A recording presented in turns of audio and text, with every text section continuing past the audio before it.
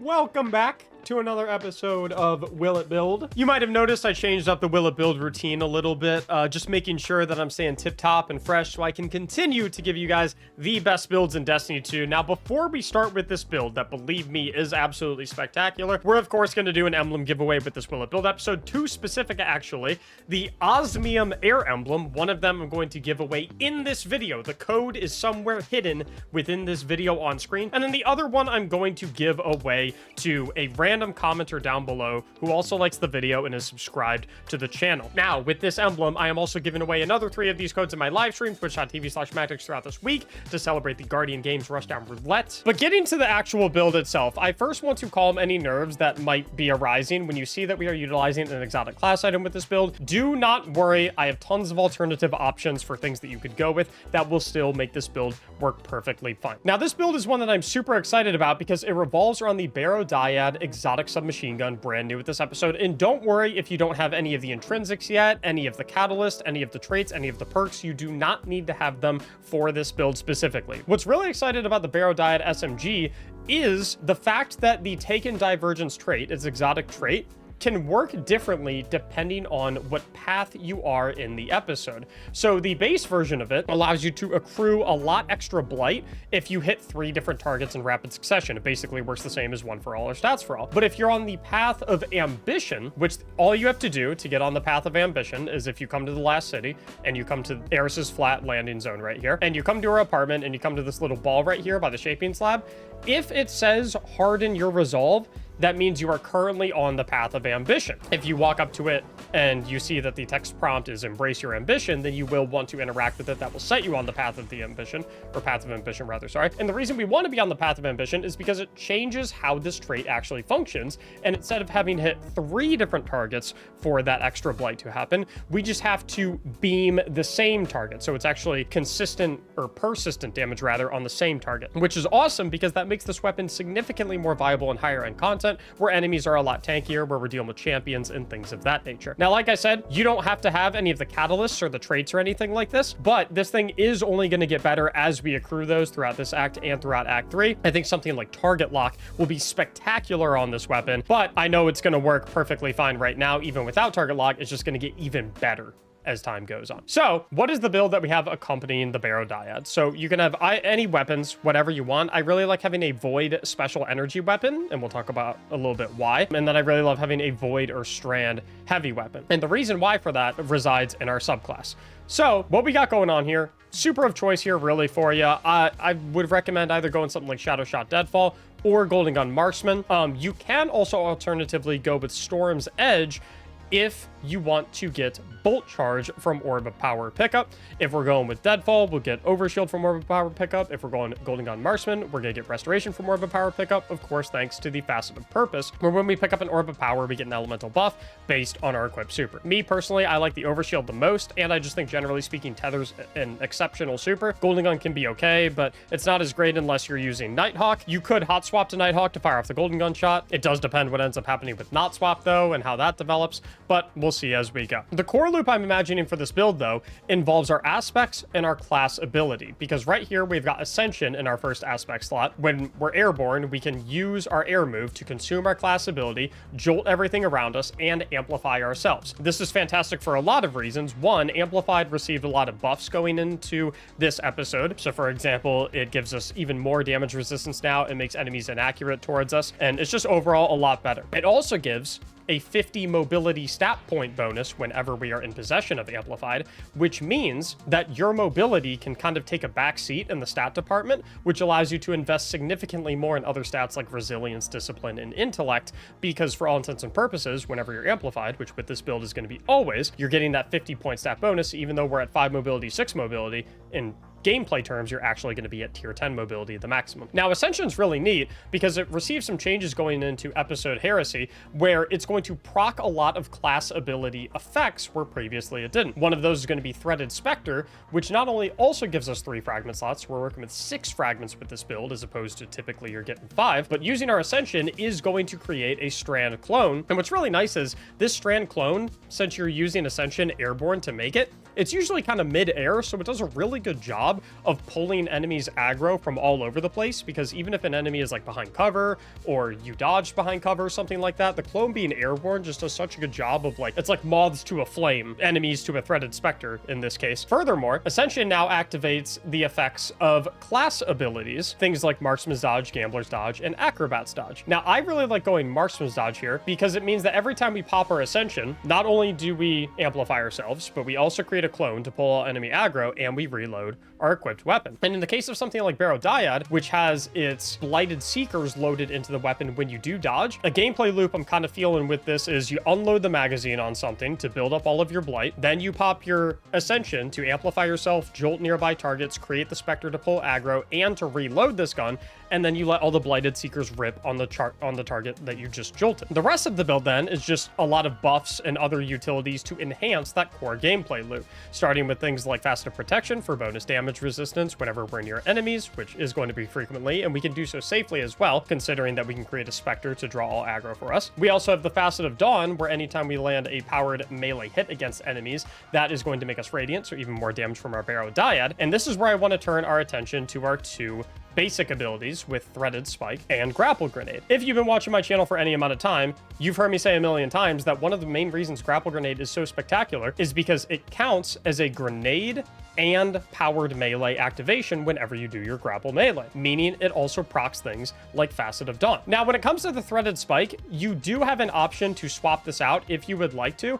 I really like Threaded Spike for content where I'm dealing with more dangerous enemies because it can sever them and cut their damage output by 50%. However, if you're not as concerned about enemies being dangerous towards you, if you're not as concerned about the damage output enemies are going to have against you, you could, if you would like, swap this for something like Withering Blade, because due to the fact that it has 2 charges, it allows you to proc Facet of Dawn a little bit more frequently. But that choice is up to you depending on what type of content you're in. Either way, we're going to have a lot of ways to proc powered melee-based things, which is a theme you're going to see throughout this build. Another situation where that's relevant is something like the Facet of Bravery, where defeating targets with grenade final blows will grant volatile rounds to our void weapons. That's why I recommended a void energy and or heavy weapon, because you can take advantage of the volatile rounds right there. And defeating targets with powered melee final blows is going to grant unraveling rounds to our strand weapons. Now, of course, if you look at Barrow Dyad, it is indeed a strand weapon. And I know that in this episode, we do have unraveling orbs, where simply picking up an orb of power will give you unraveling rounds to your stranded weapons, but I really love running this fragment here because I feel like it's always better to have more ways to get those unraveling rounds, in conjunction with the fact that it means this build is evergreen. Even when this episode is passed and we're into Apollo and we lose out on that artifact mod, this build will still be alive and well because of Facet of Bravery. Finally, when it comes to subclass elements that tie in really nicely with the fact that we have 2 different ways to proc powered melee final blows, we have the Facet of Blessing, where melee final blows start health regeneration. And I absolutely love this one. I've been running it a ton with the Grapple Grenade plus Threaded Spike / Withering Blade setup, because it means that a grapple melee starts our health regeneration, or a Threaded Spike final blow starts our health regeneration, which is fantastic. And then finally, we're going with the Facet of Hope, where while we have an elemental buff, our class ability is going to regenerate more quickly. This would be things like Amplified, for example, which we get from using our class ability. And obviously, the reason we care so much about our class ability being regenerated more quickly is because it allows us to use Ascension more frequently, which gives us a buff, which procs Facet of Hope, which lets us use Ascension more quickly. You get the point. You get how the core gameplay loop is shuffling. Now, when we come over here to look at the armor mods, you notice that we're leaning into 3 different things, and that is going to be powered melee hits / final blows, things that enhance our Barrow Dyad, and things that enhance our class ability usage. So starting up on the helmet, we're going with a Strand Siphon so that Barrow Dyad multi-kills will generate orbs of power, in conjunction with a hands-on mod so that we get bonus super energy on melee kills. Again, that's Grapple Grenade final blows and the Threaded Spike final blows. If you would like to, you could swap this hands-on out for something like a heavy ammo finder alternatively. It's up to you. Down on the gloves, you're going to notice that we're leaning extremely heavily into the powered melee hits and final blows, because we're going with Focusing Strike and Impact Induction, where anytime we cause damage with a powered melee attack, we're going to give ourselves a refund of class ability energy and grenade energy, which again, we have 2 different abilities that can do that. Furthermore, with heavy-handed, anytime we land powered melee final blows, we make an orb of power. Down on the chest piece, I just like running a concussive dampener in conjunction with a charged up, so we can carry 4 stacks of armor charge instead of 3. Then down on the boots, we're going to go with stacks on stacks, so that every single orb we pick up gives us 2 stacks of armor charge instead of 1, which means 2 orbs of power gets us our full 4 charges of armor charge. I also like running an innervation and an insulation for grenade grenade cooldown and class ability cooldown when I pick up an Orb of Power. I don't really care about the melee cooldown. And then finally on the class item, I'm just running double utility kickstart for the simple fact that one, that allows us to take advantage of all of the armor charge stacks that we have, and because Ascension does not proc class ability based armor mods, things like Reaper and Powerful Attraction. If Bungie does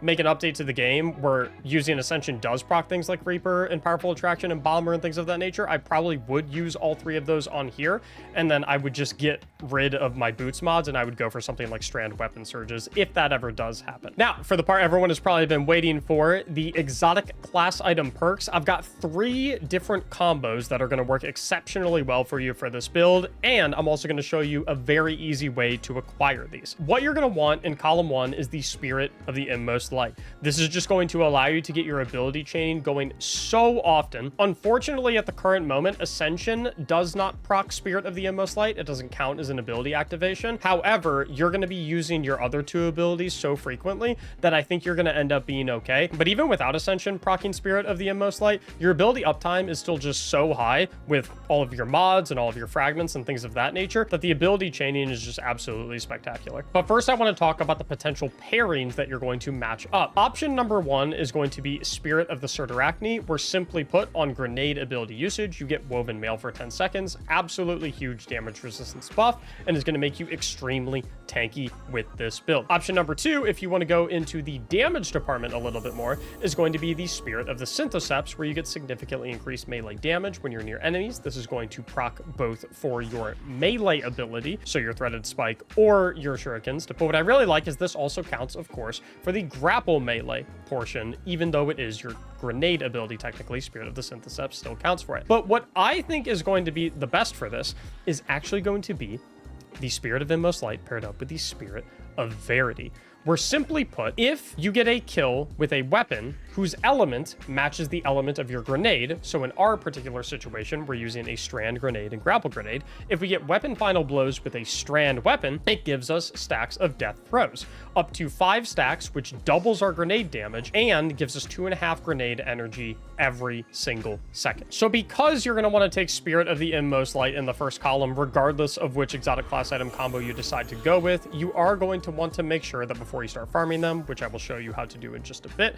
you're going to come over to the Pale Heart of the Traveler, all the way to the left in the Lost City landing zone, and talk to Ghost, so that you can come down here to the attunement menu at the bottom right here, and go ahead and attune the Spirit of Inmost Light, so you have a significantly increased chance of exotic class items with Spirit of Inmost Light dropping in any acquisition source. So the idea here is we're going to have Spirit of the Inmost Light to make sure that all of our abilities are always up so we can be ability spamming, but we're also going to have the Spirit of Verity so that, one, our grapple melee damage is going to be doubled, assuming we're getting kills with our Varodiad, and we're going to have even more uptime on our grapple grenade, which, as we discussed, is not only important for things like Facet of Dawn, also Facet of Bravery, also Facet of Blessing, but it's also important for a lot of the armor mods that we have, things like Heavy-Handed, Impact Induction, Focusing Strike, Hands-On, and so on and so forth. Now, the only problem with that is, unfortunately, the Heart of Inmost Light, Verity's Brow combo is one of the few exotic class items that I do not yet have. So for the first test of this build, we're going to be trying out the Inmost Light plus Synthoceps pairing as we try to unlock the Inmost Light Verities pairing. And if you want to use this website to see which roles you have and which ones you're missing, it's called ingram.blue. It's fantastic. I'll leave a link for it down in the description below. Dr. Lightning, thank you so much for the 2 gifted subs. And speaking of 2 gifted subs, if you like my fashion look at the current moment, I'm utilizing the newest Eververse set, which is really spectacular, in conjunction with the Watcher's Shade shader, which you can only acquire by coming to my live stream, twitch.tv/Mactics, and gifting 2 subs. You can then go ahead and log in game and claim it from either Rahul or the special deliveries kiosk in the tower, and you can have this nice snazzy look as well if you would like. So for the first test of this build, and simultaneously the first method of acquisition for that exotic class item, we are going to test this puppy out in the Dual Destiny exotic mission, which you do have to have a friend for, but lucky for you, you can easily find one in my Discord server, linked in the description below. Just head to the LFG channel. I'm sure there's gonna be a ton of people hunting to do Dual Destiny with some folks after watching this video, so go and check that out. So let's hop in and answer that question. Will it build? So right there, look at how quickly our meter fills, and then we can hit that ascension right there. We have the 6 panic response missiles loaded in, plus we create a clone. Then we can start going crazy on our other abilities to proc our inmost light. Then we can get our panic response going again. Hit another ascension. Boom, boom, boom, boom, boom. Look at how quickly the panic response meter fills. Boom, boom, boom. Kill all these dudes. Now, I'm not gonna lie, I kind of forget what to do on this part, so this is gonna be a little interesting. So we're gonna throw that at him. That procs our Fast of Dawn. Hit another ascension. Now we have the missiles loaded. Missiles nuke him. Oh yeah, that's right. I have to shoot the ones he types to me. So he's on light mode down there. So he's killing enemies for them to reveal symbols. And then he has to tell me which symbols get revealed so I know which ones to shoot. Love the Tangle generation for the free grapple grenade. Smoke that dude. Give me that moat. I'm just gonna wait for him to let me know. He said stop and pyramid. So I'm gonna look over here. There's stop. And then pyramid. And that's that. I'm really excited to see how the damage of this feels when we get into the deeper areas of the room. And we start fighting the, like, boss tier enemies and things of that nature. I will say something I am noticing about the gun, though, that is probably worth mentioning, is that if you have the Blighted Seekers loaded, if you have the panic response ready to go, but you use your grapple grenade, it takes away your Blighted Seekers.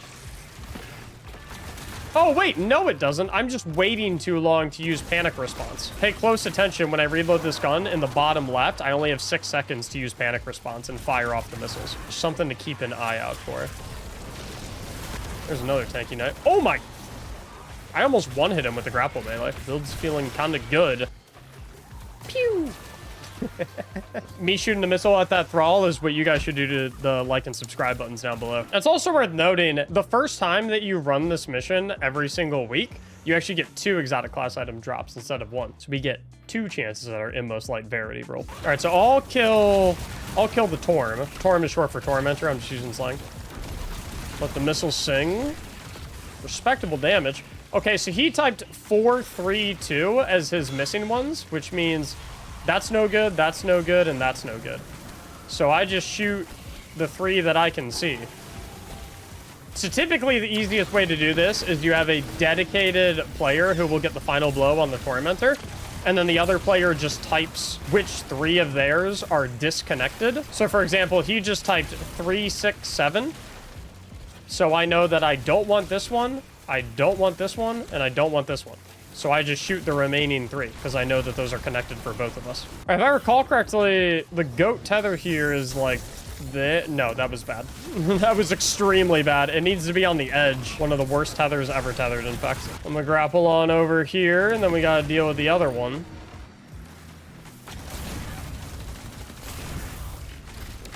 I think we have to kill some enemies before he spawns, actually. Let me put out a clone real quick. It's so easy to get all 6 rockets on boss targets when you have the Path of Ambition perk.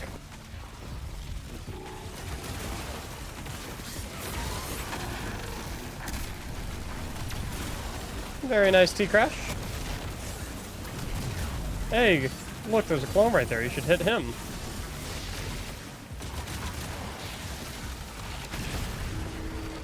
All right, now this part is a little saucy without comms. So the best way to do this one I've found is to let it rotate multiple times, because the 3 different rotations stay the exact same every single time. So basically what we want to do is, so like you're going to notice, look right here.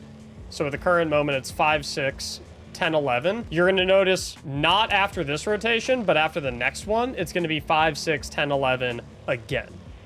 So what we want to do is, on this next one, it's going to be 5, 6, 10, 11 again. So we're each going to type what our numbers are. Boom, 5, 6, 10, 11. He's going to let me know what he has. Or he doesn't really need to tell me all 4 of what he has. He just has to tell me what the matching one is. So he says 5 is his matching one. So I'm going to say when that one comes back around, shoot 5. And then right here, when this one pops up, we'll both shoot 5. And then we only have to do 2 more. So now it's going to rotate. It's going to flip-flop between the remaining. So it's going to be 2, 3, 8, and 9. So once he tells me, so now I'll say shoot 8 now. because he said 8 was his matching one. Easy peasy. Now, the real question is, my friends, should Hootie and I duel? Should we choose peace or should we duel? Place your bets. Place your bets. Who will emerge victorious?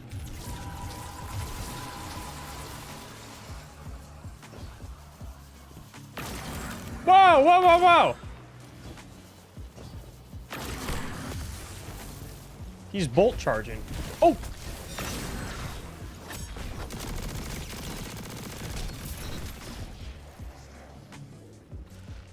I'm a nice fella, though. I'm a merciful guy. Hootsifer also offered me 20 bucks to not crush his ghost. So, okay. Inmost Verity. Bang! Inmost Verity. Oh, wait. That's my... I already had that one. Bang! Rats. Bang! Oh, no! Oh, come on! God, I was feeling really good about my chances there, I can't lie. So, I cannot test the Inmost Verity roll specifically, but I've played enough Destiny to know that it would be pretty spectacular. I also tried out an Assassin Verity roll. So, unfortunately, I cannot test out an Inmost Light Verity roll at this particular moment, but I did try out a different exotic class item that had Verity and a different perk, and Verity felt absolutely spectacular. And if Verity felt spectacular, we already know Inmost Light feels really good. Inmost Light plus Verity is going to be a match made in heaven for this particular build. But that's okay, because this is a build that I'm going to revisit anyway as we begin to acquire the Barodiad perks, specifically Target Lock. I think this thing is going to absolutely slap in endgame content. Now, for exotic class item acquisition, when Xur comes around, what we can actually do is we can exchange strange coins for exotic class items at Xur, and the attunement also applies to those purchased exotic class items. He doesn't sell exotic class items every single time, but you can swap, I think it's 41 coins per exotic class item, and you get these just from doing any ritual activity. Regardless, as y'all saw, feels absolutely spectacular, performs exceptionally well, and I think you guys are really going to enjoy this build a great deal. But if you have a build that you think that I will love and that you want to show with everyone in the world, then please do submit it to the Will It Build channel in my Discord, linked in the description below, so we can check it out. If you found the emblem, also make sure to comment down below. Maybe give people a hint, let them know where that code is. I hope you enjoyed this episode. Please be sure to like and subscribe if you did, so you can catch future episodes of Will It Build. Thank you so much for watching, and as always, have a great day.